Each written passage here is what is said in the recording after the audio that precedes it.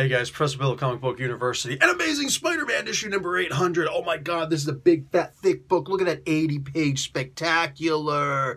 And dude, let me tell you something. This is heavy. I don't even have to roll this up in order to use it as a lethal home defense weapon. No. I can just slap somebody across the mouth with it, probably knock them out. Dude, this is 80 pages. And there are multiple chapters in here, but don't get me wrong for a moment. This is all just one continuous story straight through. I think it's only been chapterized, air quotes, because there's so many different artists on this. Dude, Dan Slott goes to sleep with a pencil in his hand, wakes up with a novel written. Who wrote this? Oh, it's in my handwriting. Go figure. Because that's what Dan Slott does. He's a writing machine, all right? Typewriters were modeled after him. But all that aside, I don't think that there were enough that any artist was up to actually drawing all of this comic book, you know, in and of himself. No, there was just no way. So multiple artists on this, multiple artists. We get an appearance by the Superior Spider-Man, the Superior Octopus. I wish Superior Spider-Man, but more on that in a bit. No, I'm not going to give you more on that in a bit. There's a chance we can get the Superior Spider-Man back. I'm just saying. I have spoken, I'm done. But Superior Octopus shows up in here.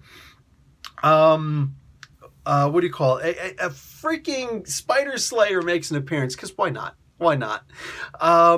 And Venom. Agent Venom, of course, is already, Agent Anti-Venom is already here, but Venom actually makes an appearance. And this is important because I debated with myself, should I actually reveal this? But I realized, no, wait, I already read this in advance that this was going to happen. I read this in advance on a Marvel site, all right, that, what do you call it? Spider-Man actually dons the symbiote again. So it's better than Back in Black. He actually dons the Venom symbiote again. And it's cool, dude. It's exciting. I'm not going to give you any of it. I'm not going to give you any of what happens, all right? This is amazing. I will say that Green Goblin, Norman Osborn, is probably as good as he's ever been in this. I remember getting a comment one time in one of my videos when I was talking about how Norman Osborn was going to be fighting Spider-Man in the next issue.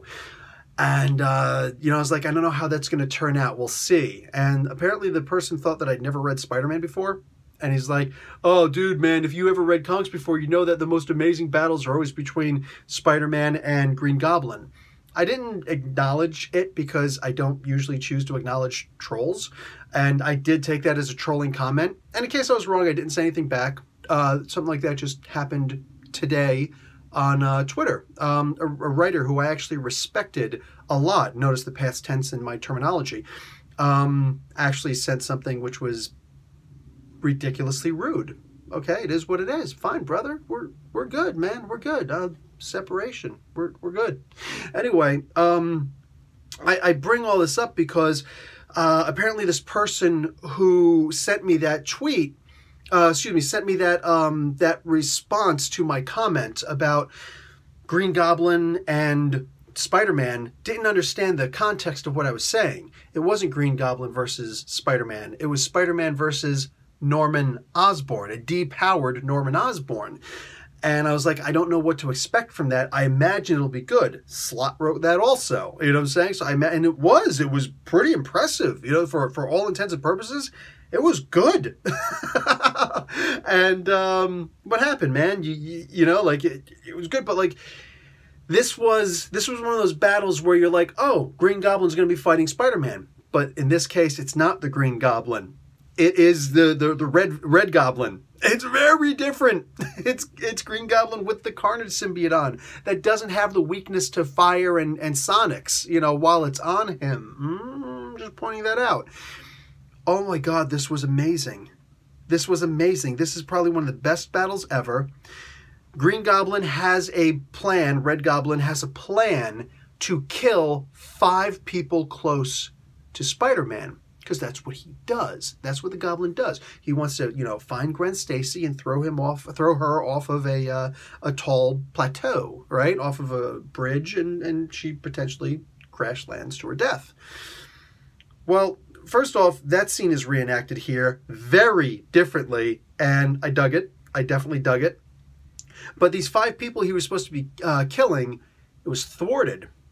Now, this thwartation, this thwarting, I'm a freaking English professor and I can't think of what's the proper way off the top of my head how to say this high thwarting, as it were, comes at the expense of a character's life. Now, a bunch of people die in this because there's a green goblin, there's a red goblin story, right? He kills people, that's what he does. Just when you think, okay, he's kind of defeated, all of a sudden, rips out a dude's stomach. What? Like, he's nuts.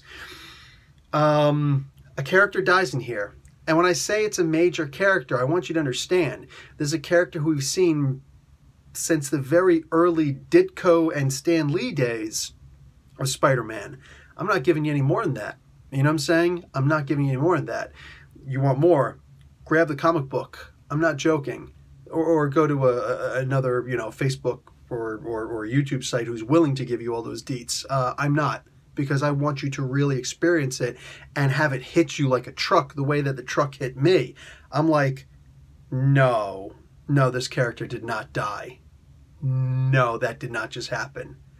And I'm just like, it's not just paused it stopped my reading. I had to stop.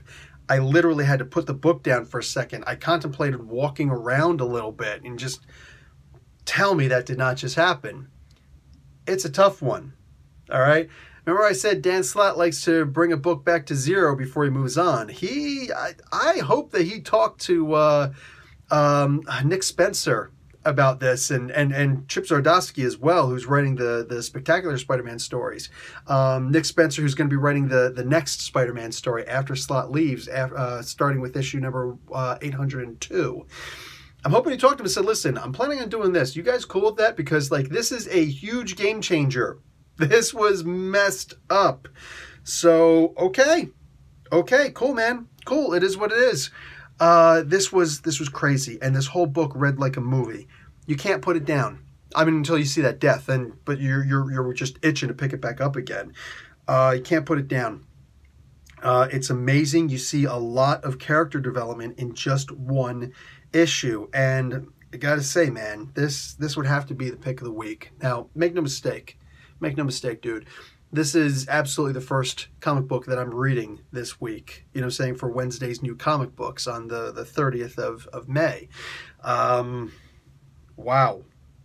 But this was so good. I don't see how anything else that I've picked up today could possibly meet this. I mean, damn. And all I'm saying is that after the letters pages, and you get your nice little, all the 18, do they show all 18? They do not. They do not show all 18 comics here. Oh, wait, then, no, they do not. They do not show all of them. But let me tell you something, dude. There's, I said that this read like a movie. What do you do after every good Marvel movie? Well, after you're finished with the credits, you make sure you stay for the after credit stuff. Oh, do you want to see what that is? I'm not going to show you. I'm not going to do that to you. No, you're going to read it yourself. It's 2 pages. Oh, yeah. Guys, this is a fantastic comic book. Like I said, if Dan Slott's got more to say in the next issue, dude, I'm going to listen. I'm going to read. I'm going to be there. I'm going to be very attentive because, wow. I don't know why it surprises me that this comic book was so good because unlike a lot of other people, I am a huge fan of Dan Slott's writing. I'm going to be all over Iron Man. Just forget about it. You know what I'm saying? I'm going to be all over the Fantastic Four. But, man, this is good. This was good. Yeah, this was a worthy way to end the story right here if that's what you want to do. If you want to end his Spider-Man tenure here, is what it is. Anyway, all I'm going to be able to do from this point on is just continue gushing over how darn good this book was. And why would I do that when you just get up off your butt, go out and buy the comic book? Just saying. You're going to regret it if you don't. That's all I got to say. All right, and that is going to be it for me. Guys, Professor Bill, Comic Book University. Class dismissed.